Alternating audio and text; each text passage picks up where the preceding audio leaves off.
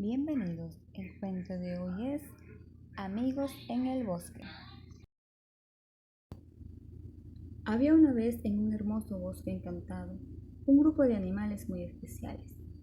Entre ellos se encontraban el conejito saltarín, el pajarito trinador, la tortuguita aventurera y el osito cariñosito.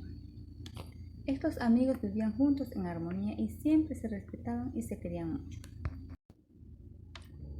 Un día, mientras exploraban el bosque, se encontraron con un nuevo amigo, el elefantito gigante. Gigante era diferente a ellos, pero eso no importaba, ya que todos sabían que la amistad no tiene barreras.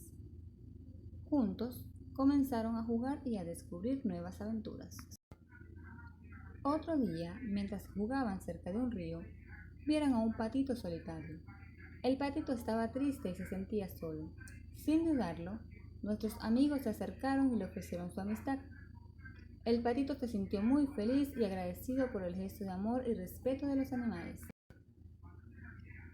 A medida que pasaban los días, el grupo de amigos crecía y se volvía más fuerte. Juntos aprendieron la importancia de respetar las diferencias de cada uno y de valorar el amor y la amistad que compartían. Un día, mientras jugaban en el bosque, se encontraron con un problema. Había un árbol caído que bloqueaba el camino hacia su hogar.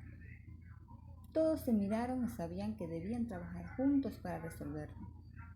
Con amor y respeto, cada uno aportó su fuerza y habilidades para mover el árbol y abrir el camino nuevamente.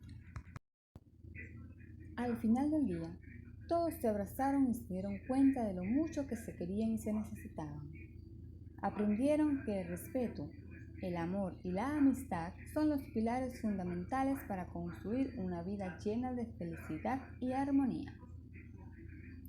Y así, nuestros amigos animales continuaron viviendo en el bosque encantado, compartiendo risas, aventuras y demostrando al mundo que cuando nos respetamos y nos amamos, la amistad puede superar cualquier obstáculo. Colorín colorado, este cuento ha terminado.